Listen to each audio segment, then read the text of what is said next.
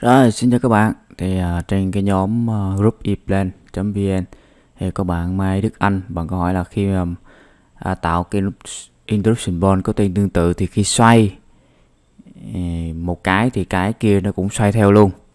Đó, thì khi các bạn mô tả một cái vấn đề thì các bạn chịu khó là mô tả cho nó kỹ hơn, thì cái người giúp đỡ cho các bạn dễ phán đoán cái tình huống hơn. Thì sau khi mình hỏi bạn này là bạn xoay bằng cách nào, là đổi variant hay là dùng cái lệnh rotate, là phím tắt là Ctrl á, còn Ctrl cộng là chữ R, thì bạn nói là xoay bằng tab thì vẫn được, có nghĩa là lúc mà mình insert cái symbol vào trong này á, thì mình bấm phím tab thì nó vẫn đổi variant. Nhưng mà cái câu sau này nó mới rõ nè, nhưng khi vào variant để đổi thì tất cả các symbol cùng xoay theo. Đó, có nghĩa là các bạn này mở property thuộc tính của nó lên, rồi các bạn xoay variant thì tất cả cùng theo. Thì trong này có một bạn có comment cùng cái ý tưởng với mình, đó là Property Global. Thì video này mình sẽ giới thiệu cho các bạn cái chức năng là Property Global như là cái gì và nó sử dụng như thế nào. Rồi, bây giờ mình trở lại với phần mềm. Nếu các bạn thấy những cái video mình làm nó mang nhiều lợi ích cho các bạn thì các bạn nhớ bấm like, share, subscribe kênh của mình nhé.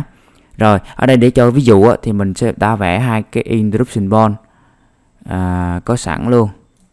Thì nó là đặt tên cho nó là interruption ball DT là chữ là A, mình đặt tên cho nó là A, và đồng thời cái interruption ball mình đặt một cái nữa thì nó cũng là A luôn.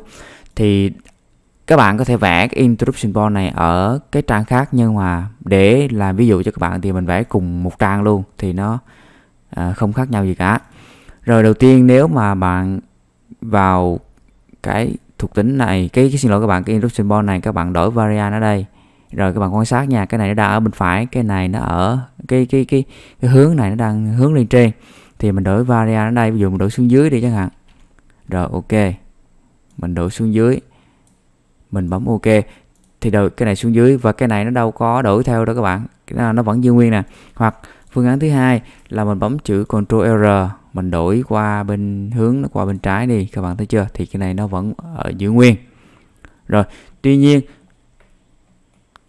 cái bạn bị vướng phải có thể là cái thuộc tính Property Global. Rồi mình sẽ mở cái menu bar theo cái bảng platform 2.9 và chúng ta thấy là gì, option menu option. Ở đây nó sẽ có Property Global, rồi chúng ta nhấp vào đây. Đó, có nghĩa là lúc này là chúng ta đã chọn cái Property Global rồi. Sau đó chúng ta mở nó lên, các bạn thấy không, lúc này cái bảng thuộc tính thì nó sẽ thêm chữ Global. Còn nếu mà bạn tắt cái chức năng Property Global lên, bằng mở thuộc tính của nó lên, thì các bạn thấy là không có chữ Global. Có nghĩa là Global là gì? Có nghĩa là tất cả những cái interruption ball có cái chữ A này trong toàn bộ bản vẽ của bạn nó có bao nhiêu cái, thì khi chúng ta sửa thuộc tính nó sẽ sửa tất cả đồng loạt. Rồi mình chọn lại Property Global, và lúc này mình mở thuộc tính này lên, các bạn để ý nó sẽ có cái chữ Global ở đây. Và tại vì cái variant nó đang khác nhau ở những interruption ball, các bạn thấy không, thì nó sẽ có cái dấu này. Giờ mình chọn đồng loạt lại, ví dụ như là xuống dưới đi ha, một cái variant quay xuống dưới, rồi mình bấm ok thì các bạn thấy không, nó đổi đồng loạt nè. Cho dù các bạn vẽ này ở trang khác, hoặc là tất cả các bạn có 5 hoặc 10 cái interruption ball A thì nó sẽ đổi cùng một lúc. Rồi bây giờ mình sẽ làm lại, mình sẽ cho nó xoay qua bên phải. Mình làm 2 cái thôi. Các bạn thấy không, nó cứ đồng loạt nè. Cho dù các bạn có thêm những interruption ball khác thì nó sẽ tương tự. Rồi việc của bạn là gì? Việc của bạn là chỉ cần bật option lên và tắt cái tính năng, cái thuộc tính là Property Global đi. Cái cách thứ hai để các bạn bật tắt cái tính năng Property Global thì các bạn vào cái menu edit, xong các bạn nhấn vào cái nút Global ở đây. Thì đây là đối với phiên bản ePlan 2022 thì cái menu dẫn ribbon thì nằm ở đây. Còn đối với các bạn sử dụng cái phiên bản ePlan từ 2.9 trở về trước 2.9, 2.8, 2.7 thì các bạn chọn Option và các bạn chọn Property Global. Rồi, Property Global nó sẽ còn có một cái ý nghĩa khác. Ví dụ bạn muốn đổi tên cái Interruption Bond A này, nhưng mà ở những cái trang khác bạn cũng có Interruption A, thì thay vì các bạn đi tìm từng cái Interruption Bond có chữ A và các bạn đổi từng cái, thì các bạn có thể click chuột phải ở đây, các bạn chọn Property Global. Rồi bạn muốn chuyển nó sang B thì bạn gõ chữ B, lúc là bạn gõ ở đây nha. Đó, gõ ở đây nè, chứ ở đây nó không có cho. Đó, lúc mà thuộc tính global thì các bạn phải sửa ở full DT, full đều phải tắt, thì các bạn sửa ở đây. Thì các bạn bấm OK. Đó, thì tất cả nó sẽ đổi thành B hết. Đó, hoặc mình làm lại một lần nữa Property Global và mình sửa nó thành chữ C. Mình bấm OK thì các bạn thấy không? Nó đổi hết cái đây. Nó tương tự cho các cái symbol khác nha các bạn, tương tự cho cái symbol CB, motor gì đó vân vân, thì nó cái thuộc tính mà Property Global nó y chang như vậy.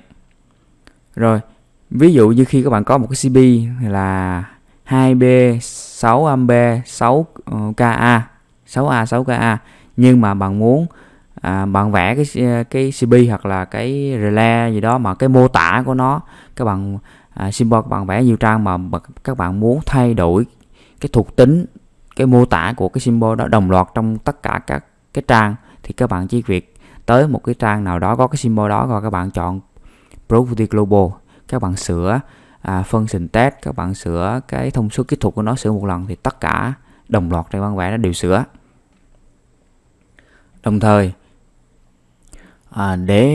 ví dụ cho các bạn một cái trường hợp khác nó cũng giống tương tự như là Property Global, thì ở đây mình vẽ cái con relay R1 cuộn coi R1 ha, và cái tiếp điểm NO R1 của nó.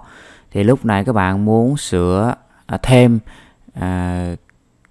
giá trị thuộc tính, ví dụ như là function test hoặc là cái description của cái symbol này, thì thay vì các bạn tới từng trang các bạn sửa cho nó từng cái symbol một, thì các bạn có một cách cái tương tự Property Global, đó là bạn chuyển qua cái Device Navigator. Rồi ở đây các bạn tìm tới cho mình cái R1 để mình thu lại mấy cái này ha. Rồi R1 đó, nếu mà các bạn click chuột phải lên cái dòng cuộn coi nè, cái cuộn coi này qua thấy không, Property, thì lúc này nó chỉ mở cái thuộc tính của cái cuộn coi lên thôi. Rồi tương tự nếu mà các bạn click chuột phải lên cái NO contact và các bạn chọn Property đó, hoặc là các bạn bấm phím tắt Ctrl D cũng được, thì nó cũng chỉ sửa cái thuộc tính của cái NO contact thôi, các bạn thấy chưa. Rồi theo vào đó nó gần giống như Property Global, thì các bạn click chuột phải lên đây, các bạn chọn Property thì nó sẽ chỉnh thuộc tính của hai symbol này cùng một lúc. Đó, function test thì ví dụ như các bạn chọn start M1, OK, các bạn thấy không, thì nó sẽ thêm cái value vào đây, của cái function test. Đó, trong trường hợp hai cái symbol này nằm ở hai trang khác nhau, còn nếu mà nó nằm trong cùng một trang thì các bạn chỉ việc quét chọn hết tất cả các symbol, các bạn chọn Property, các bạn sửa một lần M2.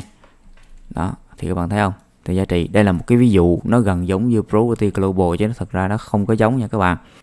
Thì vừa rồi là mình vừa trình bày xong một cái nội dung ngắn nói về Property Global. Hy vọng là các bạn chưa có kinh nghiệm về cái này thì các bạn sẽ khắc phục được cái vướng mắc khi các bạn trong quá trình các bạn sử dụng phần mềm. Nếu các bạn thấy hay thì hãy like, share và subscribe kênh của mình, ủng hộ mình để mình tiếp tục ra những cái nội dung mới. Cảm ơn các bạn đã xem video.